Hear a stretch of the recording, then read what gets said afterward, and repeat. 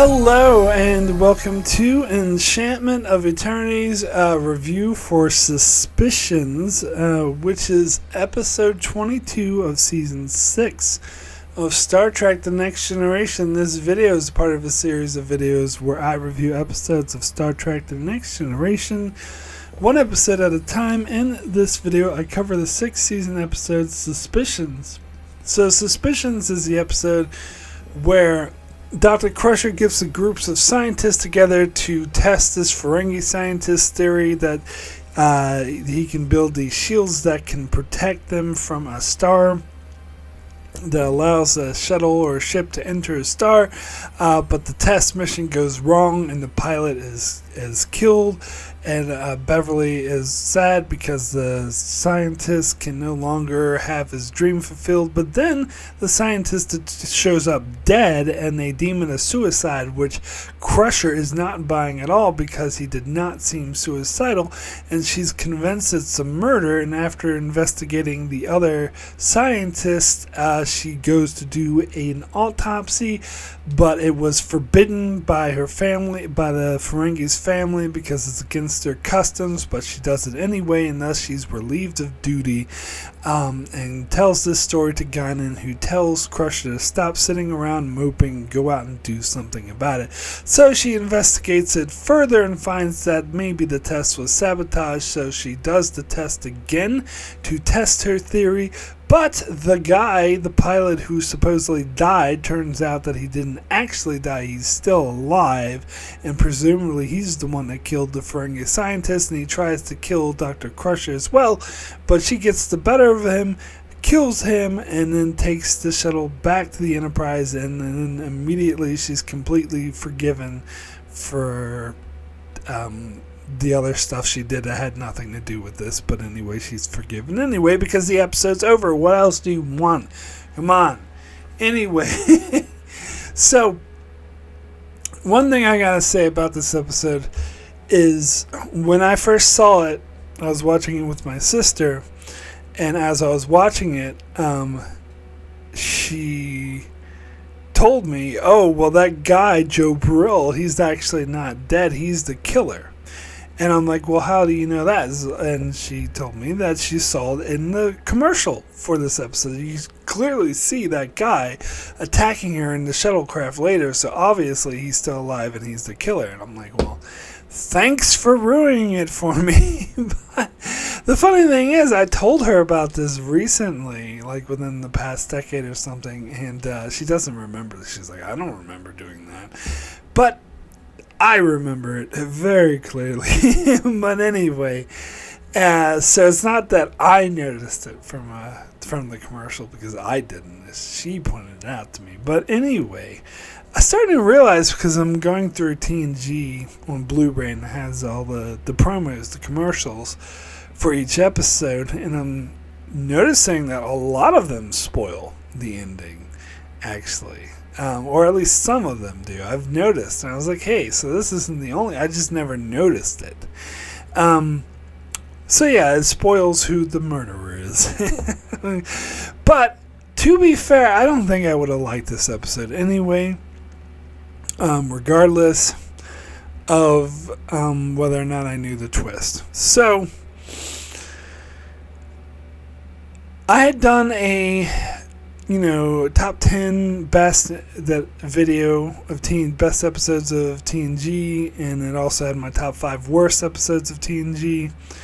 I did a couple of them, but I think one of the first ones I did, like when I first started my channel, had this episode listed as one of the 5 worst episodes of the show. Now, I don't think, actually I pretty much know that it wouldn't make it. Might make my top 10. I'm not certain about that. Maybe top 15, maybe top 20. I'm not sure. But I did see this as one of the worst originally, and I got a lot of pushback from that in that video. A lot of people saying, what? That episode's actually pretty good. And I went and watched it again, and I was like, how can you say this is good? It's like, this is obviously crap. Like, the dialogue is terrible. The acting is terrible. People don't talk like that. Now, to be fair, when I watched it again yesterday for this review, I didn't find it quite as bad. Like, I was expecting it to be worse. Like, so it was worse than I remembered. But it's still not good. Now, this episode tries to be a noir, Detective Noir episode, and it kind of sucks. I've never been a fan of the noir genre, but that being said, if you compare this episode to, say, Necessary Evil over on Season 2 of DS9, which also tries to be a noir episode. In fact, it's a bit more obvious trying to be a classic noir type episode. That's actually a good episode. It does a good job with this genre. So it's not the fact that it tries to be noir that sucks. It's the fact that it does a bad job at it. Now, I've heard a lot of people complain about the narration, but I honestly think that the narration is the least of this episode's problems, because, you know, there's a common saying that narration is telling, not showing, and so therefore in the visual medium, it's not very necessary. It's just repeating, like Dr. Crusher's telling us things that we can clearly see.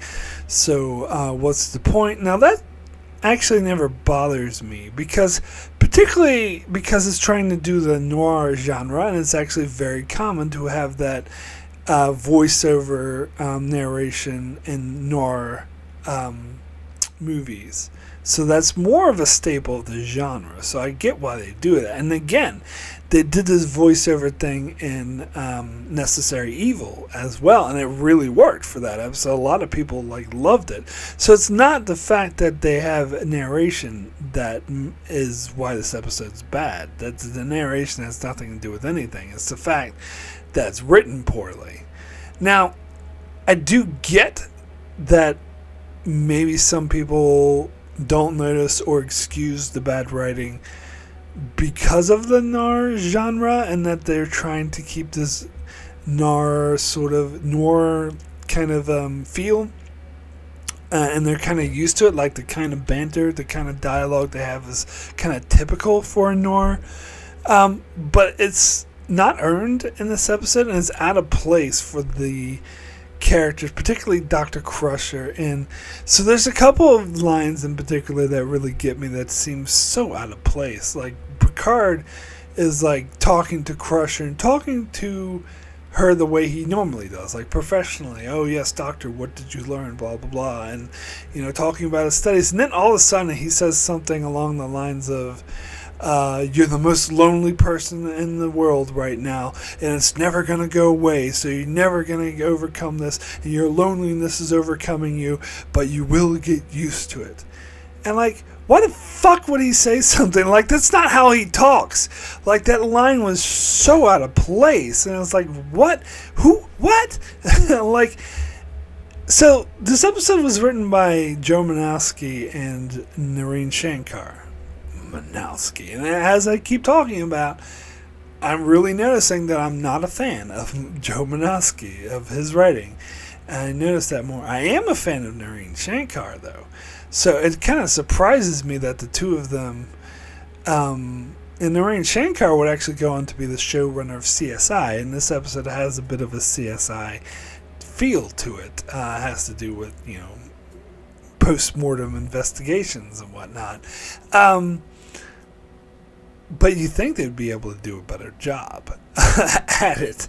Now, there could be any number of reasons why they didn't do a very good job. Time crunch, they didn't really have time to do several drafts, and they had other things in their mind, and this was kind of early in Noreen Shankar's career, so before he really became a good writer. Although he does do other good Star Trek episodes, so I don't know if that excuse really flies.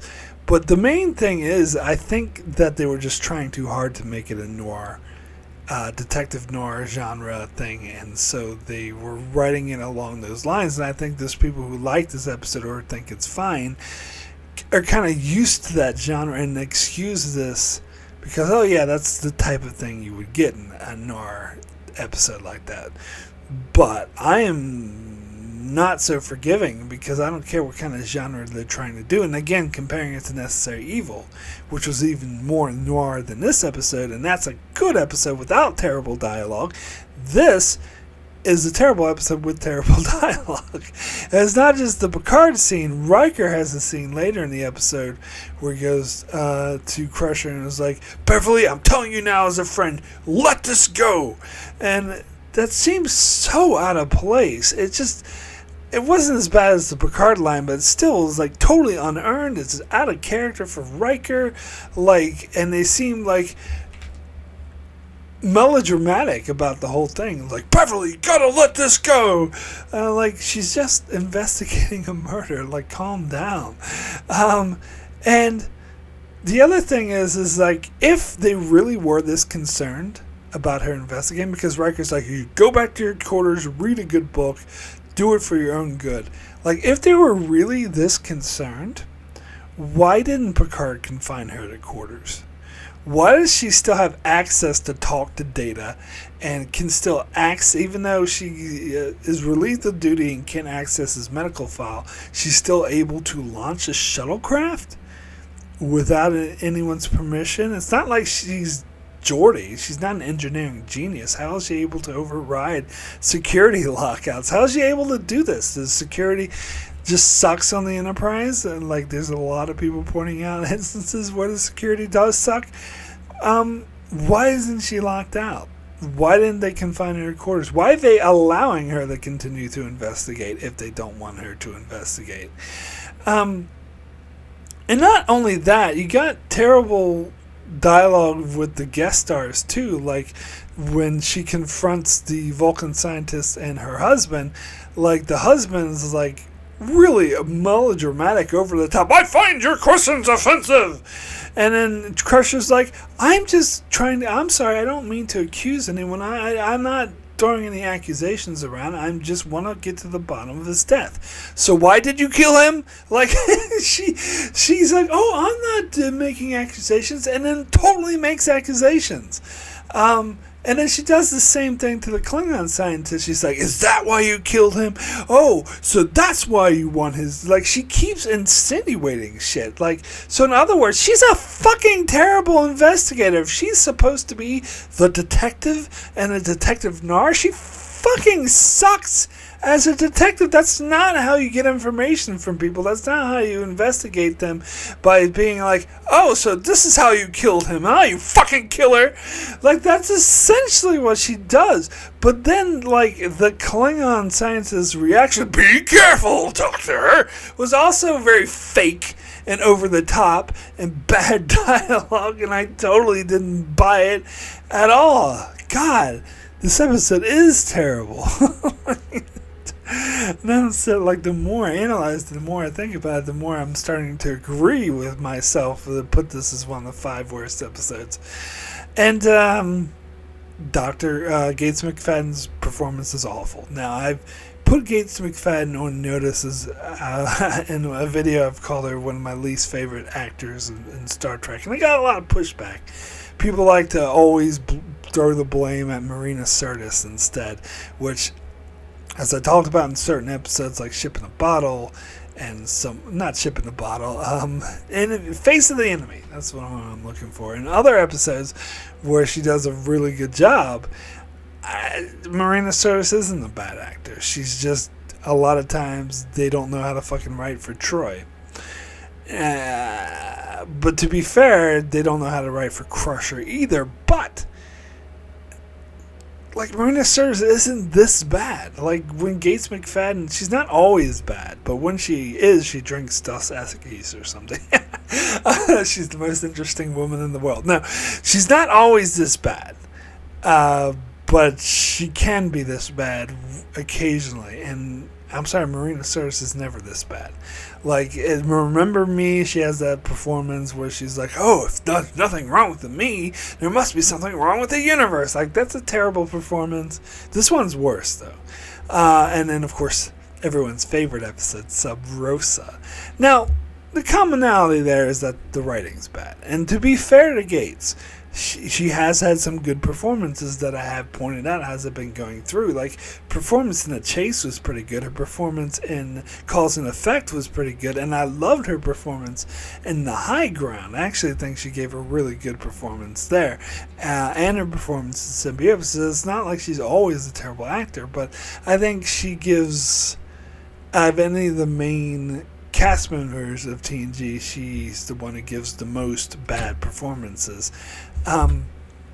Particularly, what I'm talking about in this episode specifically is when she's, like the scene, for example, when she's confronting the Klingon scientist. She's like, is that why you killed him? I am just wanting you to find the answers. Like, she talks, the way she's speaking is kind of like a hushed, I'm not very good at articulating it, but it's like a hushed kind of sound that is not natural. Like, that's the kind, like, if you're having like a 12-year-old in acting classes or drama, or someone who doesn't really know how to act, acting is like obvious that they're acting, or someone's playing around. Like, this is why I want to, like, it's hard to describe, but trust me, I spot this, and I don't know how anyone else can't spot it either. Like, the way she's just do it, like she seems so fake. Like, the acting is so bad. It's so bad in this episode, and just the writing is terrible too. And granted, that's probably why the acting is bad, but still, oh god. Anyway. So what else is it with this episode?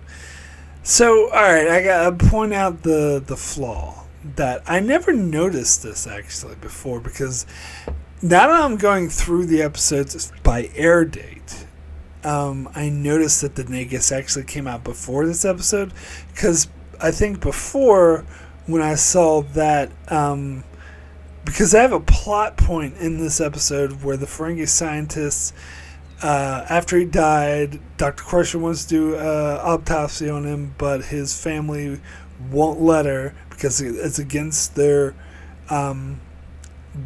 culture. They have certain burial. They even specifically said they want to bury him, his body untouched. It can't be cut or touched at all, or an autopsy would defy their culture. Now, before, I'd always chalked that up to, oh, well, this episode came out before they came up with the whole thing about Ferengis vacuum desecrating, or vacuum, whatever you call it, the bodies and selling them off in these, little plates. And I was like, oh, it's before they came up with that. But no. Going through from air date, I noticed the Nagus came out several weeks before this episode. And DS9 was actually writing episodes sort of more ahead of the time than TNG, so they should have been even, if they wouldn't be further behind. If anything, they'd be even more ahead of them. So, now, the case is probably that the writers at TNG weren't paying any attention to what the writers of DS9 were doing, although Michael Piller was still technically going back and forth between both shows and was technically the showrunner for both shows, even though effectively Jerry Taylor was being the showrunner at this stage for TNG. But if Michael Piller was reading scripts for both shows, he should have fucking noticed this.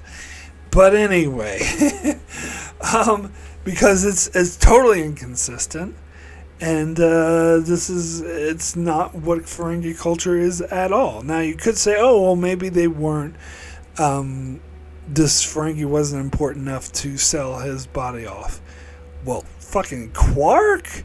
So what he was selling his body off when he thought he was going to die, and he's just a bartender. This is like a renowned scientist. Of course his body's going to be worth something. And, oh, well, maybe his family doesn't follow that custom, and he has some other custom. Yeah, no, you're in shaky ground. The fact is, the matter is that the writers didn't give a shit.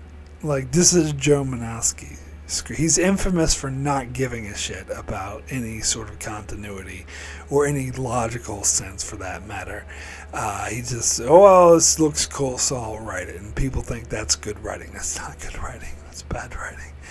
But anyway, God, yeah, this episode's just written so bad. This is Guinan's last appearance in TNG, and that's really sad that this is the episode. Like, of all the episodes of Season 6, she appears in this and Rascals. I think are the only two. And, God, this is like the two worst episodes of the season.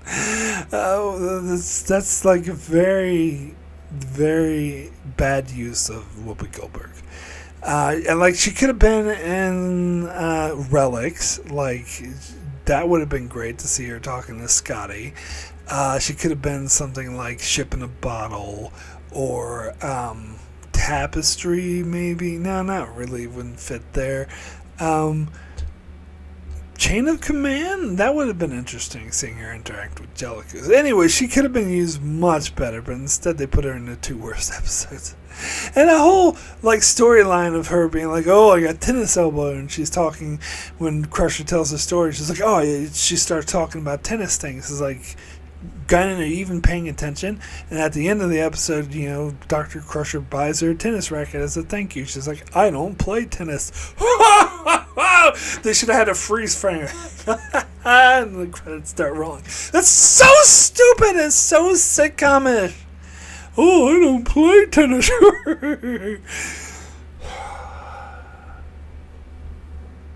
Such a misuse of Guinan. Jesus Christ. And, okay, and so, on top of all that, this episode doesn't make any logical sense. Why is Joe Brill, so, he's not really dead. He's faking to be dead, but he somehow gets himself from, he's in the morgue, like, they're under, like, a force field. And besides the fact they do an autopsy on him.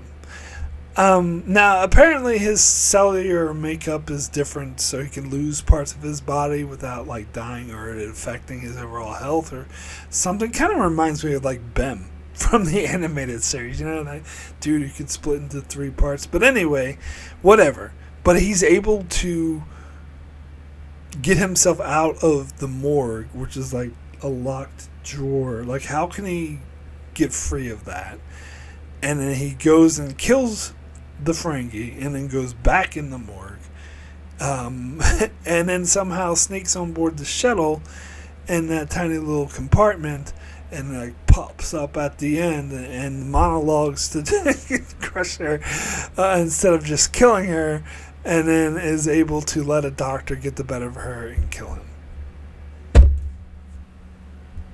Do I even need to explain why that's stupid? Like, I don't know. Sometimes, as I said, watching an episode, I don't hate it as much as I remembered, but then when talking about it, sometimes gets me to hate that episode more because I just really getting into all the flaws of the episode. Trying to think if there's anything about this episode I liked. Not all the scenes with Dr. Crusher were terrible. I will say that. I like the concept of having a Ferengi scientist so it kind of breaks the sort of monocultures that Trek often does. Like, Ferengi are all greedy, Klingons are all warriors, the Vulcans are all logical, and they even pointed out how he's like, no, I'm different. Like, I'm not taken seriously because I'm a Ferengi and I'm more interested in science than profit. But I was thinking about this. There should be a lot of Ferengi scientists who are scientists because of profit. Like, especially, this guy's inventing a technology. You know how much he could sell this technology for? So I'm sure maybe he's just a Ferengi who's not interested in profit, which, again, shows that it's not a monoculture, so good thing. And it will go along with Rom is shown to be this way as later on as well. And of course Nog joins Starfleet. But I'm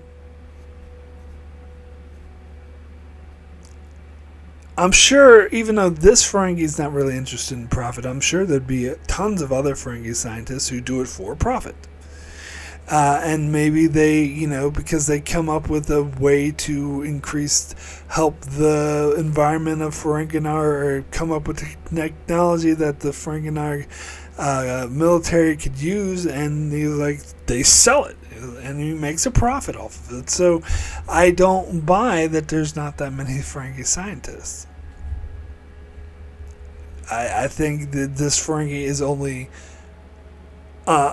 weird because he's not interested in profit. I'm sure there's plenty of Ferengi scientists out there, but they are interested in profit. But I don't. In fact, they even talk about part of the reason why they think that the other scientists might try to kill him is because they're jealous and they want to sell the work. So profit? They want to make profit off of it. And of course the Joe Brill guy wants to make weapons out of it. I want to build weapons because I'm a bad guy, and all typical bad guys have to do and make technology into a weapon. Here, it's a shorthand because it shows I'm evil. Here. Anyway, I've had enough of this. I've had enough of this episode. There really isn't much good to it. So I would like to thank all those that support me on Patreon. It's very much appreciated. It does help me continue with the channel. I'd like to give a big special thanks to Antarius and Brandon Neil Howells. Thank you both so very much for your strong support. I'd also like to give a shout out to Greg Marley, Francisco Chuck Hulks, Kyrie091, Anthony D. Benedictus, Ricky Manny Jester, Joel Lavals, Alessandro Migalacio, Norman Buchwald, Stephen Kennedy, Brenton Berg, and Allison Fordyce. Thank you all so very much for your support. So we do have a few patron comments for this episode. First comment is from Kyrie091, who says, "Suspicions, more like must skip, son. The only thing suspicious here is Guinan's tennis game. The only good Crusher episode is Sub Rosa. Fight me on this if you must. But zombie grandma shooting electricity is peak Trek." I mean, if you're talking about in a so bad it's good way, sure, but that's not really what I consider good Star Trek, so I will gladly fight you on that. But anyway, next comment, although, by the way, I do like Must Skip Son. That doesn't really sound too much like Suspicions, but I don't know. I still like it.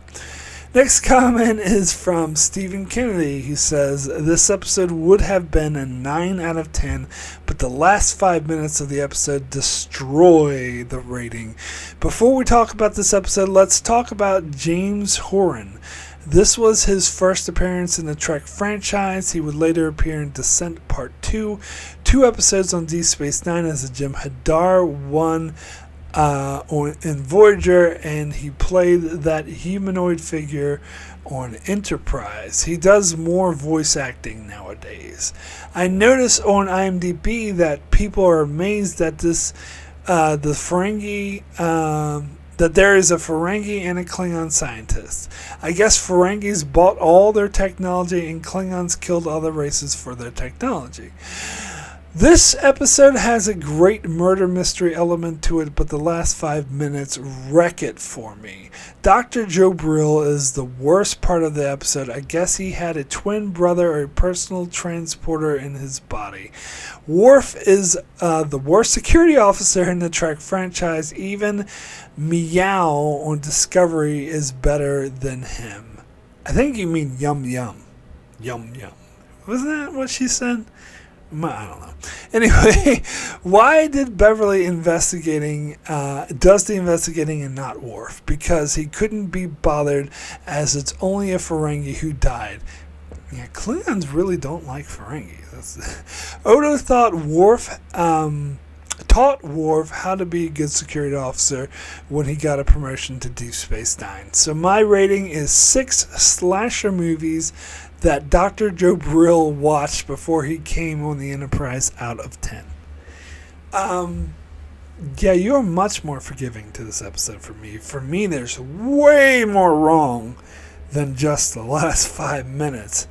But the Dr. Joe Brill, like, they explain it. I can't remember exactly. They said something like his species, like, it has a different cellular makeup or something that they can lose parts of their body without it hurting them or whatever. I don't remember, but they did explain it. But yeah, I won't argue that it's goofy that he's the dead guy is the one who did it. Like, that is pretty stupid. Anyway, next comment is from Ricky, who says, "This episode is horrible.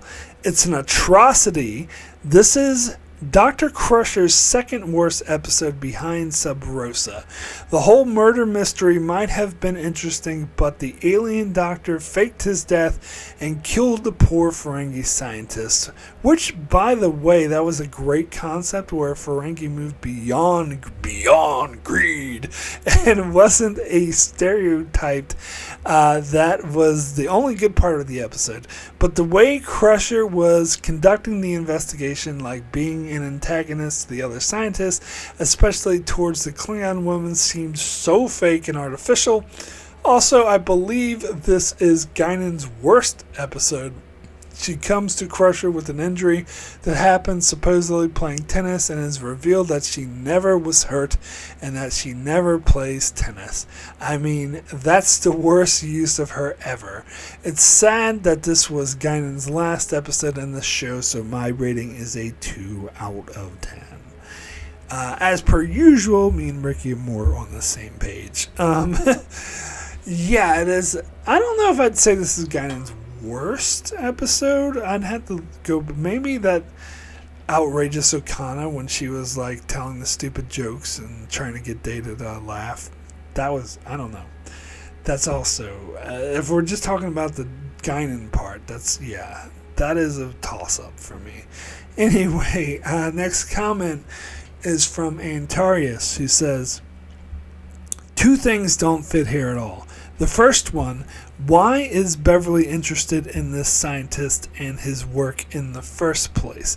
This has nothing to do with medicine. It would work much better if LaForge or Data were in her place. But maybe they wanted to do a Crusher Spotlight episode but had no script idea, so they adapted this plot. If the authors had shown her interested in such things before, like the times when Picard's enthusiasm for archaeology was mentioned, it maybe would have worked, but never happened. The second one, since when is it important, so important that the Ferengi government could intervene to a Ferengi not to desecrate the body before the funeral? Just some weeks ago, looking at the air dates of the episodes, the alleged body of the Nagus was sliced into small pieces and sold to the highest bidder. This doesn't fit at all, and to have an alien race capable of faking their own death in such a cheap and contrived way to solve the mystery. I like to see Guinan again, and the new set of Enterprise looks good. Did you notice the doors when Beverly was talking to the Vulcan scientist and her husband? She was standing right before the doors, but they didn't open because the doors knew in advance that she wanted to add something. So they didn't open, although they should have. Maybe these doors evolved and are conscious now, so they should be treated like the exocomps. Who had the idea that a futuristic tennis racket looks like that? Worst prop of the season. The middle part was the worst part, and it was so terribly boring. I fell asleep on my first attempt to watch this episode. My rating is a 2 out of 10. Yeah, now that's a good point about this not being medicine. I guess I always found that weird. Why is she helping this scientist? Now, I kind of always excuse that in my head of her being like, she just took an interest in this Ferengi scientist and thought, oh, wow, he looks, even though I don't know anything about the science involved, let me gather a bunch of people who do know about it so they can listen to this idea. It sounds interesting. But yeah, I agree. Like, it doesn't really make much sense that she's the one who is doing it. Yeah, and I already mentioned the thing about the Nagus, his conflicts with that. There's another thing I would point out, though, is that Worf. I forgot to mention that he seems too quick to deem it a suicide. Like, someone else in the comments was talking about how Worf sucked at his job, and it's true. And it's kind of contrived that he's so willing to just call it off as a suicide. In fact, no one takes Dr. Crusher seriously when she thinks it's a murder, but it's very clear that, I mean, it's beyond obvious that it was a murder. I'm sorry. They should at least consider the possibility, because it would make no sense for him to want to kill himself because he seemed completely determined to prove himself, and yet he had this technology that was very contentious and that people might want to steal. So it seems like that they should have been taking this whole suicide theory, I mean the murder theory, they should have been taking the whole murder theory a lot more seriously, and Worf does suck at his job for so easily dismissing it as a suicide. Like, it's even dumb because Crusher points out that how was he able to hold on to the disruptor and or whatever it was and hold it for so long if he died? Like, wouldn't and she would know this because she's a fucking doctor, that his natural reflex would be to drop the thing. And Worf is like, oh, well, maybe it was it caused a muscle reaction and caused him to grip it tighter. I'm like, yeah, or maybe you fucking suck at your job, Worf. That theory sucks. I mean, maybe it's possible, but is it likely? No. So he's an idiot for not investigating. God damn it. Anyway. So next comment is from Norman Buckwald, who says, Worf is chief of security, but for whatever odd reason, Crusher is heading this investigation. That's the first oddity. It does almost seem like the writers were trying to figure out what to do with Crusher, and while they scored big time with Troy in Face of the Enemy and doing something different, this one, well, not so much. I give credit for the twist. I don't think most saw this coming. Maybe not Maggie did. Maybe not Maggie did it, but more in that direction. And this episode should be prized for showing both a Klingon and Ferengi in scientific roles where their cultures worship only certain types of skills. The role of Guinan in this episode was meh. Guinan is doing what she typically does with her intuition, that something's going on, and she made it a point to encourage Crusher to keep at it. Even after all this indirectly, which is similar in how she convinced Rode to do the right thing, so I don't have a problem with that. It's just that the connection, how Guinan knew, etc., may have benefited from some types of scenes before Crusher was on house arrest. The issue of the Ferengi being against an autopsy would never come up in DS9 or other later times or shows, though perhaps something thrown in about auctioning off their organs when established could say that's why they were against procedures like autopsies, which make certain questionable murders remain unsolved. I don't know. We Trek fans and are asking for continuity. Ogawa's role is the most memorable in giving Crusher what she needs, because technically she does not need to follow Crusher's order and gives her what she wants, and I love that part. And this is the time since sorry, I'm not gonna try to pronounce her name, the actress who plays Alyssa Ogawa. her passing, that I want to say I enjoyed the character of Alyssa Ogawa immensely, and I was hoping she may appear on Lower Decks, etc. But unless it's under wraps that it actually already happened, then no, sigh. Anyway, this episode does at times have issues of certain ham acting in the story itself.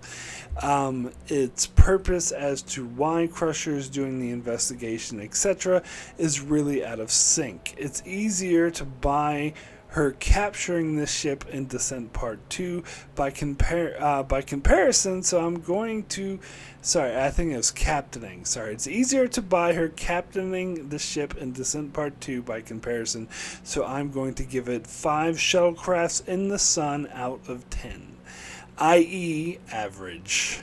Unfortunately, Guinan's last appearance in TNG, not counting Generations and Picard Season 2, and with respect to that, of course, she never played tennis. Wah, wah, wah. So, now, when you said earlier that that the twist ending was really good and most people probably didn't see it coming. I did, because I watched the freaking preview of this episode and gave it away.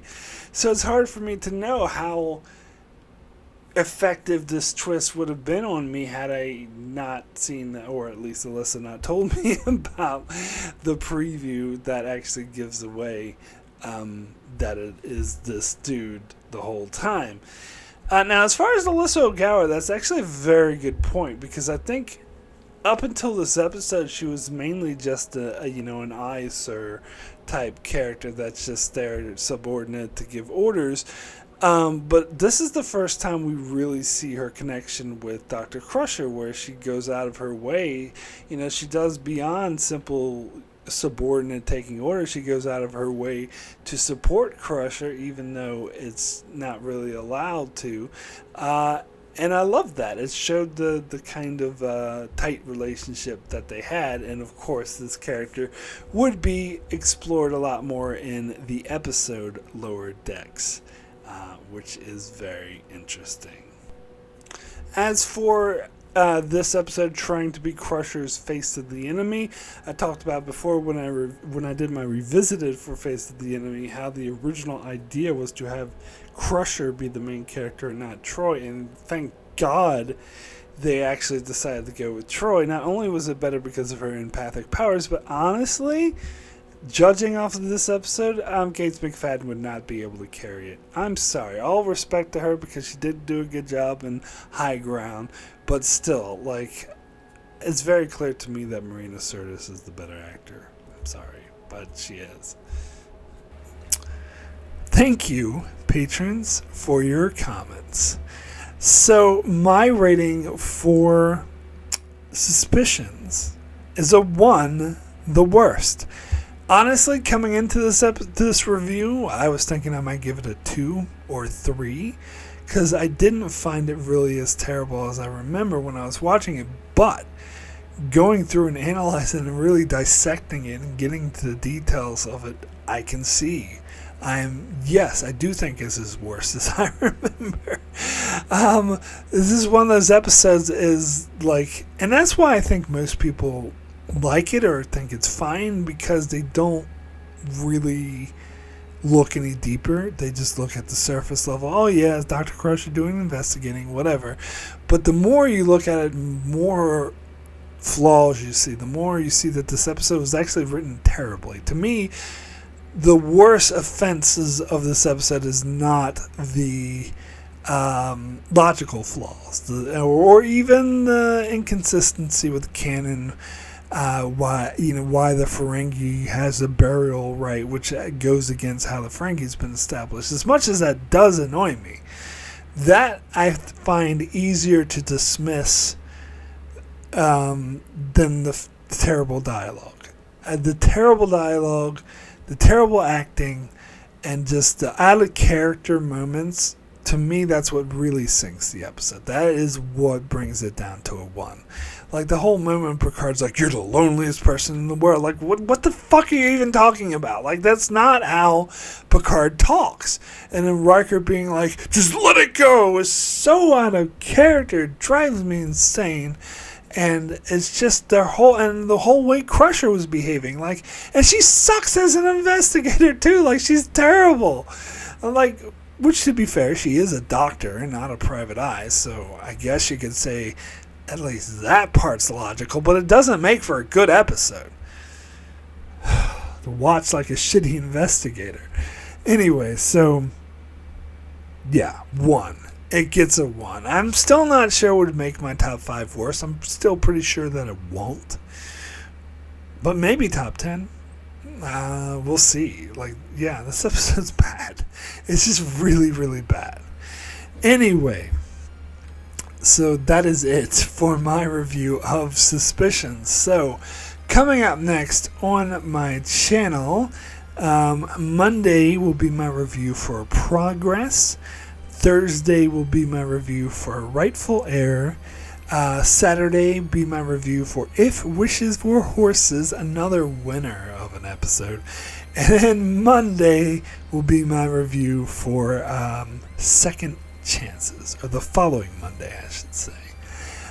So that's what's coming up on my channel. Be sure to check it out as I continue to cover Star Trek The Next Generation and Star Trek Deep Space Nine and many other shows as well. So be sure to subscribe so you can keep up with all of that, and thanks a lot for watching.